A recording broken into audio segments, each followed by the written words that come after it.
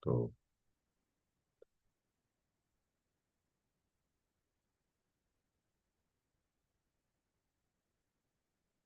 Muy bienvenidos, apreciables hermanos que llegan a su espacio de capacitación cristiana a través de este canal de videos del servicio de streaming de YouTube Miguel Montoro Ministerio. Este es el Instituto Bíblico Logos y este es el curso Historia de la Biblia. Y aquí continuaremos analizando cómo la Biblia sufrió todo ese proceso de generación y escritura humana, transmisión y estructuración con la ayuda de la dirección divina hasta llegar a nuestros días. Pero antes de iniciar, quisiera invitarte a que en cualquiera de los espacios de redes sociales, como estás viendo en pantalla, con esa imagen de perfil redonda, Miguel Montoro, me encuentres con el nombre de usuario Miguel Montoro Ministerio y también ingresa a mi página mministerio.webnode.mx, donde encontrarás muchos materiales escritos que puedes leer, descargar, compartir, libros, manuales, estudios, colaboraciones de otros hermanos, y todo el material es completamente gratuito. Lo único que tienes que hacer es ingresar y utilizarlo. Vamos a entrar a nuestro video y a aquello de lo cual nuestro video se ocupará. Así que te muestro en pantalla cuál es el título de el video número 5 del curso Historia de la Biblia, que se llama Historia del Antiguo y Nuevo Testamento. Hasta este punto, de acuerdo a los videos anteriores, debemos ya tener clara en nuestra cabeza qué significa la palabra canon y cómo el canon de la Biblia se formó. Tomemos mucho esto en cuenta. Pero también insistiría en invitarte que si tú lo deseas, a través de un mensaje que me puedas hacer llegar en este mismo espacio, yo puedo compartirte el manual por escrito de Historia de la Biblia, donde vas a encontrar más datos y más información. Entremos pues a ver cómo se desarrolla el Antiguo Testamento y cómo llega hasta nuestras manos el Antiguo y el Nuevo Testamento. Ya hemos visto cómo se conformó su estructura, porque precisamente cambiando de pantalla, si algo nos ha quedado claro es que la Biblia tiene una estructura sobrenatural, que es una forma en la cual podemos comprobar su autoridad y su origen divino. Para sorprendernos con esta estructura sobrenatural, te comparto una información que se encuentra en la contraportada del libro La Biblia, cómo se convirtió en un libro escrito por Terry Hall y que ha sido puesto en circulación gracias a Ediciones Las Américas. Esto es lo que dice, sorpréndete conmigo. No hubo un editor ni casa publicadora que asesorara a cerca de 50 autores independientes de 20 oficios distintos que vivieron en 10 países diferentes y que escribieron durante un lapso de 1600 años en 3 idiomas. El reparto incluye 2930 personajes y una vez terminada la compilación de la Biblia, esta contiene 1189 capítulos, 31.173 versículos, cientos de miles de palabras y más de 3 millones de letras. Y toda esta estructura, sin que un humano la dirigiera, fue cobrando forma para hablar en un mismo sentido, mostrando coherencia sin que existiera contradicción alguna. De este detalle hablaremos en el siguiente video.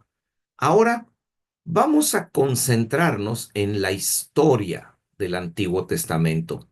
Se cree que el Nuevo Testamento se estructura gracias al esfuerzo de Esdras, personaje que da nombre a uno de los libros del Antiguo Testamento. Según la tradición, Esdras conjunta a 120 sabios a quienes se les dio el nombre de la Sinagoga Mayor y ellos producen lo que hoy es para nosotros el Antiguo Testamento, solo que la Sinagoga Mayor lo que produjo fue un pergamino de 22 libros. ¿Por qué eso hace que sea diferente a los 39 libros que están en nuestras Biblias modernas? Porque la Sinagoga Mayor unió muchos libros. Por ejemplo, el libro de Primera de Samuel y Segunda de Samuel era solo un libro. Los llamados profetas, 12 fueron todos unidos en un solo libro, y de ahí la diferencia en cuanto al número de los libros que componían el Antiguo Testamento, compilado, publicado de la mano de la Sinagoga Mayor.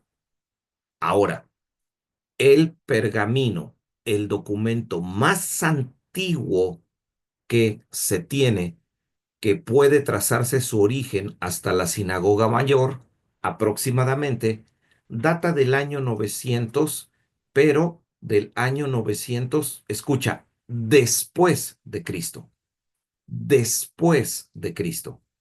Eso significa que si Esdras, unos 500 años antes del nacimiento de Cristo, terminó de producir el Antiguo Testamento, entre que la Sinagoga Mayor compiló el Antiguo Testamento y la primer copia que podemos tener en nuestras manos, hay un periodo de 1400 años por lo menos. En ese periodo se presentaron algunos errores que habrán alterado el contenido del Antiguo Testamento, y aquí es a donde entra uno de los grandes descubrimientos arqueológicos que tienen que ver con la historia de la Biblia. La Septuaginta, en mi opinión, el segundo de los más grandes descubrimientos arqueológicos en este sentido. La Septuaginta, ¿por qué es importante? Porque la Septuaginta es una traducción que se hizo de el Antiguo Testamento, que se supone produjo la Sinagoga Mayor, y se tradujo al griego alrededor del año 250 antes de Cristo, porque para estas fechas ya empezaba a perderse la costumbre de utilizar el hebreo en el que fue escrito el Antiguo Testamento, y las personas de las nuevas sociedades hablaban más el griego. Entonces, para ofrecerles un Antiguo Testamento que estuviese al alcance de lo que sus oídos entendían, se produce la Septuaginta, y se calcula que la Septuaginta procede de esa época, si bien los manuscritos de la Septuaginta que tenemos son más actuales. ¿Por qué es importante? Porque si la Septuaginta se produjo en el año 250 antes de Cristo, solamente tenemos una diferencia de unos 250 años a 300 entre que la Sinagoga Mayor compiló el Antiguo Testamento y la primer copia o traducción que tenemos de la misma, y al compararlas prácticamente son iguales, lo que nos permite tener la confianza de que en nuestras manos modernas tenemos copias fieles del Antiguo Testamento. Añado el siguiente detalle que ves en tu pantalla. Se cree que la Septuaginta fue escrita en la ciudad de Alejandría, en Egipto, y que fue escrita por 72 sabios que fueron convocados para poder producir la Septuaginta. Bien, con respecto a Alejandría, quisiera, para aquellos que les gusta la historia, señalar que era considerada la mayor biblioteca de la antigüedad y muy probablemente la mayor biblioteca de la historia. Y en Alejandría sucedió un incendio que prácticamente arrasó esta biblioteca, en lo que sin lugar a dudas podemos decir que es el desastre histórico más grande de la historia. Se calcula que difícilmente el mundo va a recuperarse de ese desastre y muchos creen que el conocimiento humano se retrasó por lo menos unos 500 a 600 años como consecuencia de haber perdido toda la información que estaba en esta biblioteca. Y habemos algunos estudiosos de la historia de la Biblia que particularmente creemos que en la biblioteca de Alejandría seguramente había varios manuscritos originales que surgieron de los escritores bíblicos y que lamentablemente se perdieron. Un detalle triste, pero históricamente relevante. Cambiando nuestra pantalla. Ahora, para que tengamos una idea de lo complejo que significaba tomar un pergamino de el Antiguo Testamento y poder hacer una copia de ese pergamino, por favor entendamos un poco la complejidad a la que estuvieron sometidas las personas que llevaron a cabo este proceso que hoy para nosotros es fácil, en muchos casos es virtual, pero tenemos que entender lo difícil que fue para que valoremos el texto que hoy tenemos. Para que tengamos una idea con respecto al Antiguo Testamento, el Antiguo Testamento fue escrito, sabemos, en hebreo, pero aclaremos, no es el hebreo moderno que se habla hoy, sino un hebreo antiguo, que algunos le llaman paleohebreo, que era un hebreo diferente al hebreo antiguo. Así que los manuscritos que tenemos en la antigüedad, en muchas porciones son irreconocibles para el estudioso del hebreo moderno. Ahí tenemos un gran problema. Además de ello, el hebreo usualmente se escribe de derecha a izquierda, cuando habitualmente los idiomas modernos lo hacen de izquierda a derecha. Ahí tenemos otro problema para ir entendiendo lo que las palabras dicen, porque el hebreo no comienza con la lectura de un libro en lo que nosotros sería el inicio, sino que la lectura es de la forma contraria, del final al principio. Imaginen lo complejo que es hacer esto para poder hacer una nueva copia de un pergamino. Y a eso añadamos un detalle más, que los libros del Antiguo Testamento eran simplemente una sucesión indefinida de letras. No existía nada que indicara que estaba iniciando, por ejemplo, el libro de Génesis o que aquí estaba Génesis capítulo 1, los capítulos y los versículos no existían, no se marcaba una diferencia donde terminaba Génesis y empezaba Éxodo, no había ningún subtítulo o ninguna anotación que indicara sobre qué tema se iba a hablar, así que por favor comprendamos y valoremos la complejidad a la que fueron sometidos todas aquellas personas que, usados por Dios, pudieron hacer las copias del Nuevo Testamento que tenemos en nuestras manos, donde sabemos la mayoría de ellas datan del año 900 después de Cristo y posterior, y algunas podemos creer que tienen alrededor de unos 1100 años antes que eso. Es tiempo entonces ahora de que también entendamos todavía, por si esto ya es mucho, una complejidad más.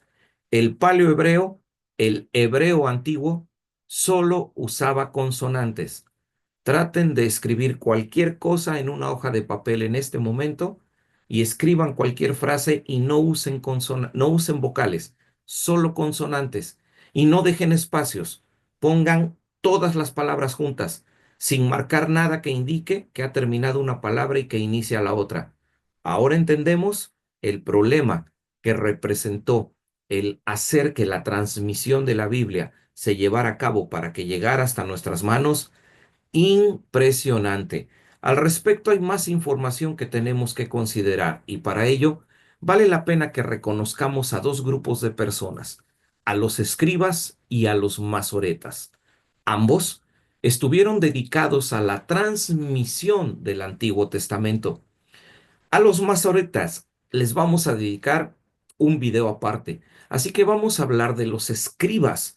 Seguramente la palabra, si has leído la Biblia, te suena familiar porque se habla de ellos como de un grupo religioso específico que existía en los tiempos de Jesús, lo que podría llamarse una secta del judaísmo, un grupo que, extraído del judaísmo, se dedicaba estrictamente a hacer copias de los pergaminos que iban echándose a perder y que necesitaban ser renovados. ¿Qué podemos decir de los escribas? La palabra escriba proviene de la palabra soferin, que no significa otra cosa más que contador. ¿Por qué los escribas eran llamados contadores? Porque cuando terminaban de hacer una copia, tenían que contar todas las letras de cada línea, de cada columna, de cada sección. Recuerda, no había títulos de libros, de cada hoja de pergamino que habían terminado. Y una vez que contaban esas letras, la suma de ellas la tenían que comparar con la suma de las letras del manuscrito que estaban copiando. Y si encontraban una diferencia de una sola letra, el manuscrito nuevo tenía que ser desechado y tenían que empezar de nuevo.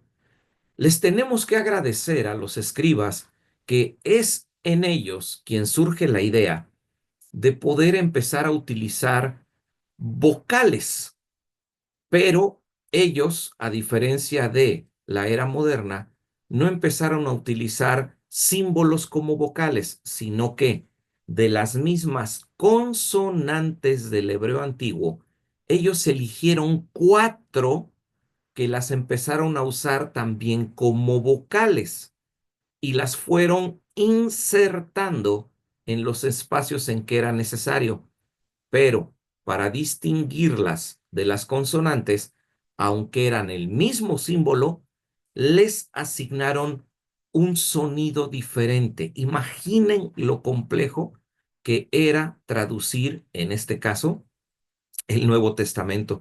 Se sabe que ya para el año 500 después de Cristo ya existían, ahora sí, los símbolos especiales que identificaban a una consonante con su sonido definido.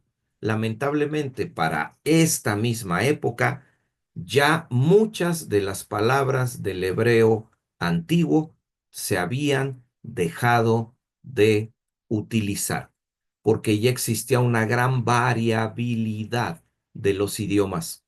No olvidemos que en los tiempos de Jesús, el hebreo, un hebreo antiguo enriquecido, ya no se hablaba en la vida pública.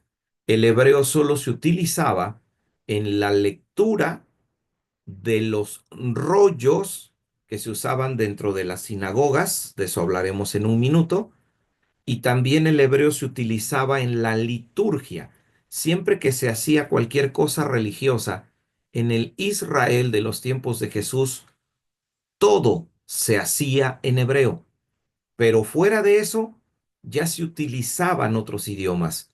Por ejemplo, se utilizaba el latín, la lengua oficial del Imperio Romano, pero también se usaba griego y entre la gente común lo que se utilizaba era el arameo.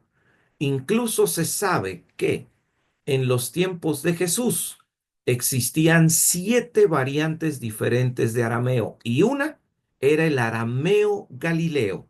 Sí, entre todos los que hablaban arameo se entendían, pero ellos se daban cuenta escuchando el tono y las distintas palabras que, por ejemplo, usaba el que hablaba arameo galileo.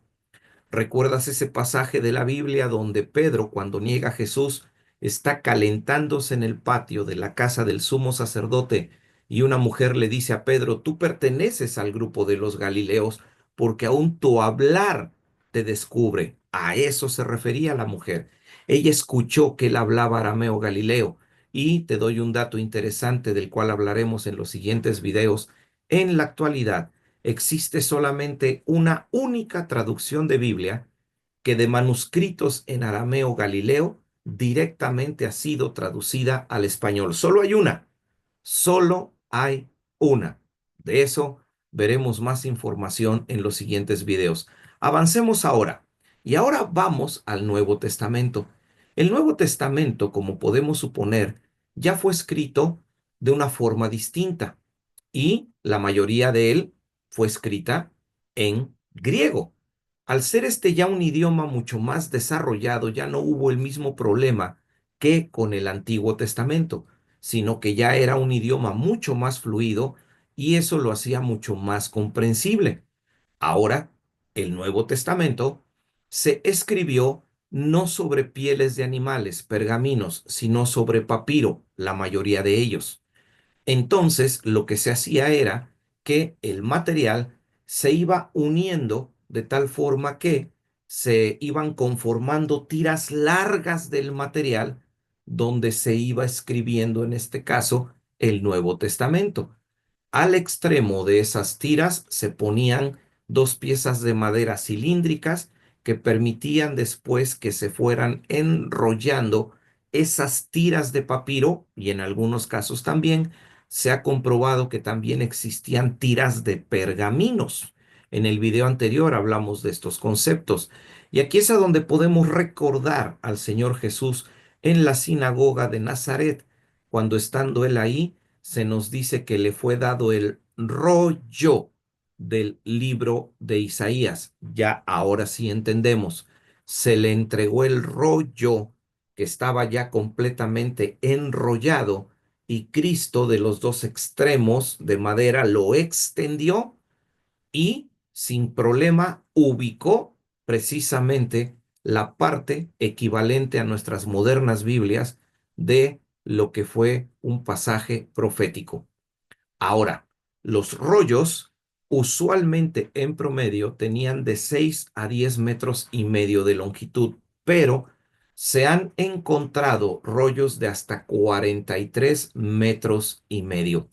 La carta de Pablo a los Gálatas se sabe que es el primer libro que fue escrito del Nuevo Testamento alrededor del año 48 después de Cristo, al mismo tiempo que se está celebrando el primer concilio de la Iglesia Cristiana en Jerusalén, concilio que está registrado en el libro de Hechos de los Apóstoles, capítulo 15. Bien, continuando con la información. Todo el Nuevo Testamento está conformado realmente en su mayor parte por lo que podríamos llamar cartas. ¿Hemos escuchado la palabra epístola? Pues bien, epístola es la forma en español que estamos diciendo la palabra carta traducida del griego. Es como suele llamarse una transliteración al español epístola, de la palabra griega que traduce carta. Y el Antiguo Testamento está estructurado por tres tipos de cartas. Las cartas personales que fueron dirigidas a personas específicas para darles instrucciones, pero también existen las cartas pastorales que fueron enviadas para que fueran leídas dentro de iglesias cristianas específicas para atender problemas particulares de esas iglesias, y también existen las cartas generales, las cartas que se aplican a cualquier creyente de cualquier contexto. Esa es pues la estructura del Nuevo Testamento. Y como ya he señalado, no perdamos de vista que la mayor parte del Nuevo Testamento fue escrito en papiro. Se cree que todas las epístolas fueron escritas en papiro, excepto los evangelios y el libro de Hechos.